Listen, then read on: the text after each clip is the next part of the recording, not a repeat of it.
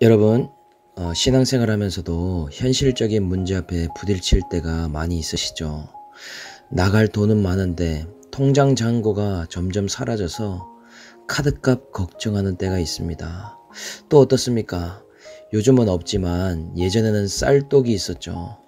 집에 쌀이 떨어지는 소리가 들릴 때 먹고 사는 거는 어떻게 해야 되는가? 염려, 걱정이 몰려오게 됩니다. 앞으로가 불안하기도 하고 걱정이 되지 않습니까? 이 쌀떡과 같이 지난주부터 온 땅에 기근이 들기 시작했습니다. 정말 바로가 꾼 꿈대로 일어나고 있는 것이죠. 풍년의 시간 7년을 거치고 언제 그랬냐는 듯이 모든 나라가 기근에 빠지게 되었습니다. 애굽도 흉년에 있어서는 예외가 아니죠. 다만 한 가지 다른 점이 있었다면 애굽은 요셉을 통해 흉년이 올 것을 미리 알고 풍년의 때에 곡식을 쌓아두지 않았습니까? 그래서 유일하게 남은 양식이 애굽에만 있었다라고 기록하고 있습니다. 그러니 어느 나라 할 것 없이 각국에서 애굽에 양식을 사러 오는 게 아니겠습니까? 그렇게 1차 기근의 때에 야곱도 아들들을 보내는데 베냐민만 빼고 아들들을 다 보냈죠. 왜 그렇습니까? 이 아들들의 손에 맡겨놓으니 요셉도 악한 짐승에 죽이는 일이 있지 않았습니까? 물론 야곱은 팔았다는 사실은 모르고 있습니다. 자신의 편애를 보지 못하니 라헬에게 낳은 아들을 다른 아들들이 질투하고 미워한다고 생각하고 지금 맡기지를 못하는 것이죠. 야곱의 미움이 더 부추기고 있다라는 사실을 모르고 있습니다. 그런데 야곱의 아들들이 애굽에 양식을 사러 갔더니요, 총리 요셉이 형들을 알아보게 됩니다. 13년 만에 만난 형들을 이 흉년의 때에 다시 제외하게 된 것이죠. 그런데 웬 정탐꾼이 왔다고 하면서 생사람을 잡기 시작합니다. 게다가 확실한 자들이라면 진짜 아우 베냐민을 다시 데려오라고 합니다.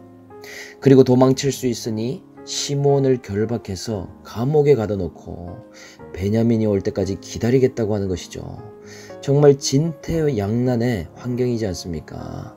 그래서 오늘 본문에 보니까요, 그렇게 애굽에서 받아온 양식이 다 떨어져 가고 있습니다. 쌀떡에 쌀 떨어져 가는 소리가 들리는데 누구 하나 가족 중에 말을 꺼내기를 두려워합니다.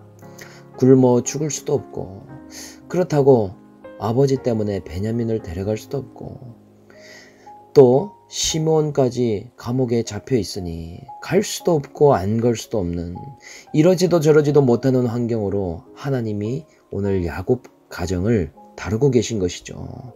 하나님은 어떻게 다루고 계실까요? 먼저는 아주 현실적이고 급한 문제를 가지고 고질적인 문제를 다뤄가십니다. 양식은 먹고 사는 문제지 않습니까? 이것을 가지고 야곱 가정에 뿌리 깊게 있었던 문제를 드러내시고 계신다는 것이죠.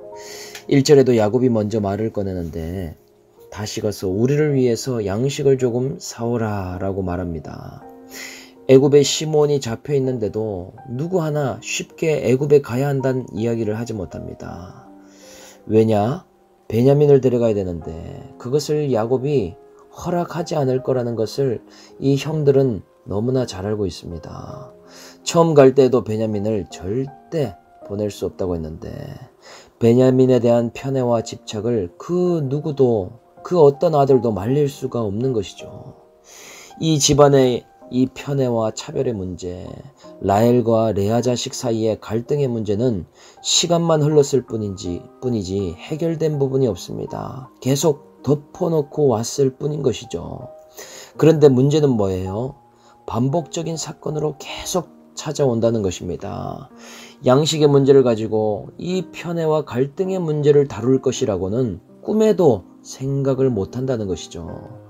양식의 문제는 현실적인 문제이긴 하지만 하나님 보시기에 작은 문제입니다. 이것은 급해 보이는 문제이긴 하지만 중요한 문제는 속에 숨어 있다는 것이죠. 급한 문제로 더 중요하고 골마 있는 문제들을 고구마 줄기처럼 꺼내고 계신 것이죠. 이 집안의 형들과 아버지 야곱이 소통 안 한 지 얼마나 오래되었습니까? 이게 하루 이틀 된 문제가 아니죠. 레아와 라헬이 시기 질투했었고 레아의 자식들과 라헬의 자식이 서로 미워했습니다. 야곱의 편애로 요셉은 한순간에 사라졌고 이번에는 베냐민의 문제가 화두에 오르고 있습니다. 야곱의 걱정과 불안이 올라오는 게 여러분 보이십니까? 왜 베냐민을 놓지 못하고 있을까요?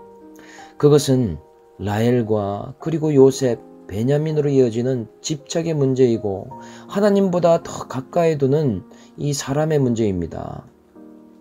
야곱의 두려움으로 시작된 집착과 편애가 이 집안의 불통과 갈등 그리고 형제를 죽이고 파는 일까지 연결되고 있는 것이죠. 심지어 야곱은 요셉이 죽었다고만 알고 있지 않습니까? 형들도 아버지를 속이고 있죠. 하나님이 다루시는 방법이 이렇다는 것입니다. 하나님께서 저와 여러분들과 그리고 집안의 문제, 공동체의 문제를 다루실 때 이런 방식으로 다루십니다. 아주 현실적인 문제로 돈 문제, 생업의 문제, 먹고 사는 문제, 미래에 대한 문제를 가지고 뿌리 깊게 골마 있는 문제들을 하나하나 끄집어내시기 시작하신다는 것이죠. 하나님께 맡기지 않는 두려움 때문에 차별이 일어나고 편애로 인하여서 내 사람 네 사람이 존재하고 내 편 네 편을 가르고 그것으로 인해서 질투 시기와 나도 죽고 남도 죽이는 가치관에 빠지게 되는 것 아닙니까? 그냥 물질이 사라지고 먹고 살기 힘들어지는 환경을 주목할 것이 아니라 지금 이 사건으로 인하여서 어떠한 고질적인 문제로 하나님이 다루고 계신가 그것을 볼 수 있어야 한다는 것이죠. 가정에서 공동체 안에서 끼리끼리와 시기질투 이런 것들이 얼마나 많이 있습니까? 하나님은요 그 오래된 문제 반복되어 오고 있는 문제를 끝까지 다루신다는 사실을 여러분들 기억하시길 바랍니다. 그런데 이 집에서 중재할 수 있는 사람이 누가 있을까요? 오늘 보니까요 그가 나보다 옳도다 고백한 유다가 이 일을 합니다. 유다가 요셉을 애굽에 팔 때에도 루벤과 시몬 레위 사이에서 중재하지 않았습니까? 루벤은 그냥 그래도 동생이니까 살려주자 이렇게 말했었고 시몬과 레위는 꼴배기 싫은 놈이니 죽여버리자. 그런데 유다는 어떻게 했습니까? 그냥 그래도 우리의 아우인데 상인에게 팔아넘기자 라고 말하죠. 오늘도 유다가 아버지를 이해하고 형제들도 이해하면서 중재하는 역할로 이렇게 쓰임받고 있습니다. 형제들 중에서 야곱과 소통할 만한 사람이 누가 있었을까요? 아들 중에서 그래도 루벤이 장남인데 어떻습니까? 루벤은 인간적인 정이 많은 사람인데 경계와 선을 넘었죠. 아버지 야곱의 첩과 동침을 했는데 그럼에도 회개의 고백이 없었습니다. 그러니 장자라도 야곱과 대화가 잘 안 되죠. 그리고 시몬과 레위 어떻습니까? 혈기가 불같아서 야곱이 보기에는 아주 처치곤란해 다루기 힘든 사람이죠. 세겜성에서 살인사건의 주동자였고 요셉을 죽이자고 한 장본인들 아닙니까? 그런데 그나마 레아의 아들 중에서 신뢰하는 것이 유다입니다. 유다가 어떻게 이런 집안의 문제를 해결하는 사람이 되었을까? 첫째도 아닌데요. 생각해보면 유다도 정말 막장 인생을 살지 않았습니까? 산전수전 공중전을 펼치면서 살아왔습니다. 유다도 불신결혼해서 아들도 둘이 있었는데 다 죽게 되었습니다. 그리고 큰 며느리인지도 모르고 동침까지 하지 않았습니까? 여기까지는 루벤과 별로 다른 게 없습니다. 큰 며느리를 임신시켜 놓고 그 후에 회개를 하지 않았어요. 예수님이 계보에 오시는 고백, 그가 나보다 옳도다. 그 고백을 했더라는 것입니다. 인생의 밑바닥을 다 겪어가다 보니 아들을 잃은 아버지 야곱의 마음이 무엇인지를 알게 되었습니다. 왜냐? 자신도 잃어봤기 때문이죠. 베냐민은 그냥 베냐민이 아니고 베냐민은 곧 라헬이고 요셉이고 자신의 분신이라는 것을 유다가 알았다는 것이죠. 거기에다가 유다는 며느리와 간음했던 뼛속 깊은 죄인이라는 이 죄고백과 신앙고백이 확실한 사람이었습니다. 그러니까요, 공동체에서 가정에서 중재하고 뿌리 깊은 문제를 누가 나서서 다루게 하시는가? 인생의 산전수전의 고난을 겪으며 하나님을 먼저 알게 된 사람, 100% 죄인이라고 인정하는 사람, 내가 정말 뼛속 같은 깊은 죄인인데 내 죄에 비하면 고난을 감해주셨구나. 그것을 아는 인생. 그 사람을요, 고난의 문제 가운데 나눌 것 있게 하시고 도울 수 있는 사람으로 하나님이 사용해 주신다는 사실입니다. 교회 바깥에서도 마찬가지 아닙니까?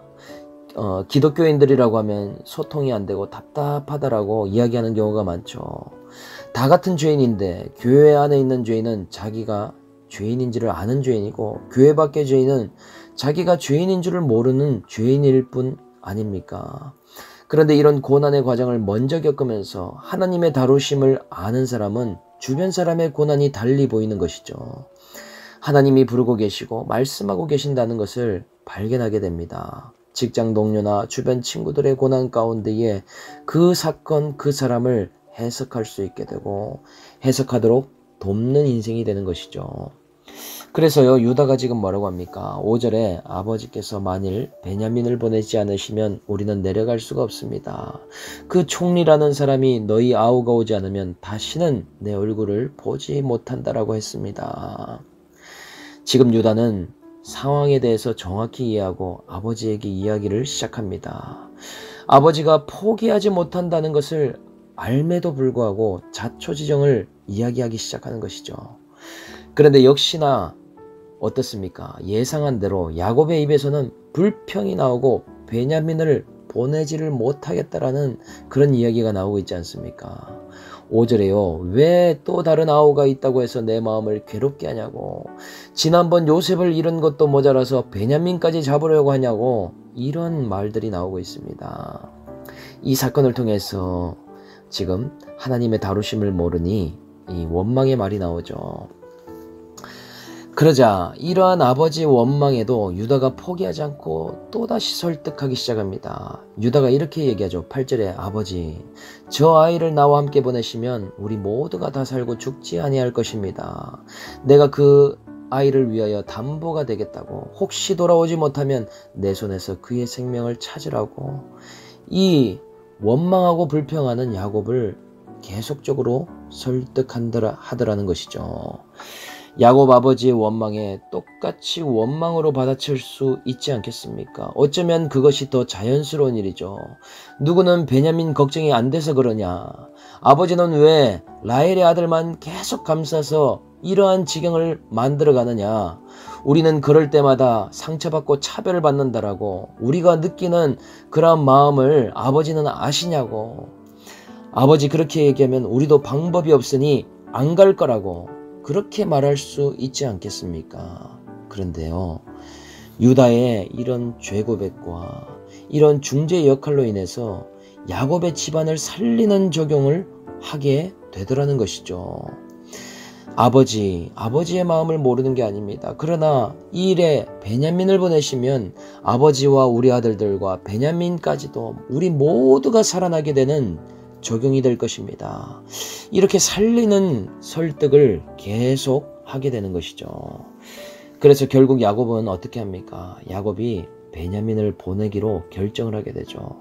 그럼에도 걱정과 불안이 있습니다. 적용을 하는데요, 걱정과 불안이 없는 것이 아니에요. 그 믿음의 적용을 하는 데 있어서 힘들지 않은 것이 아닙니다. 그러니 11절에 어떻게 하는가? 야곱은 선물을 잔뜩 싸기 시작합니다.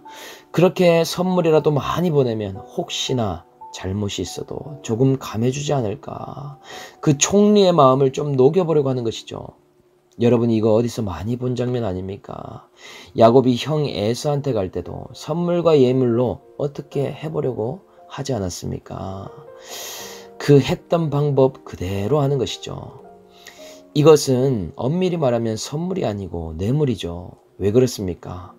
자신에게 해를 받을 것을 미리 막고 피하기 위한 회피의 한 종류일 뿐입니다. 사람은 먹혔다라고 생각하는 방법을 계속 쓰기 마련이지 않습니까? 하나님께 맡기지 못하니까 이것을 통해서 베냐민을 잃지 않도록 간절히 바라는 마음으로 선물을 보내는 것이죠. 이렇게 야곱의 수준에 맞게 선물을 잔뜩 쌌지만 그럼에도 야곱이 이제는 내가 자식을 잃게 되면 이르리로다 고백하면서 베냐민을 보냅니다. 사랑하는 베냐민을 이제야 하나님께 내어놓고 맡기게 되는 것이죠. 이 막내 아들을 하나님께 맡기고 형들의 손에 보내야 살아나게 되는 것이죠. 흉년의 세팅으로 형제 안의 질투와 미움이 사라지게 되는 비결은 이들 손에 함께 베냐민을 보내는 것입니다. 흉년의 때에 양식을 같이 구하는 입장이 될 때 가족이 하나가 되는 것이죠. 같은 고난을 겪고 있으니 이 가족 안에 있는 분열과 갈등이 조금 허물어지기 시작하는 것 아닙니까? 이렇게 내가 집착하는 것이 무엇인지 그것을 보고 하나님께 내려놓아야 살리는 일이 일어나게 되는 것이죠. 이것만큼은 내가 지켜야 돼. 이것만큼은 내가 포기할 수 없어. 내가 가장 소중하게 생각하는 것이야. 그것이 하나님보다 더 집착하는 것이라면 하나님은 반드시 그것을 내려놓도록 포기하도록 역사하고 계십니다. 야곱이 집착했던 사람을 하나님께서 다 떨어뜨려 놓으셨죠. 라헬은 처중에서 제일 먼저 하나님 품에 안겼습니다. 요셉은 어때요? 악한 짐승에 잡혀먹은 것처럼 하루아침에 사라지게 되었습니다. 또 집착하고 있는 이 베냐민, 애지중지하면 할수록 베냐민을 떠나보내야 될 환경으로 지금 하나님께서 역사하시는 것이죠.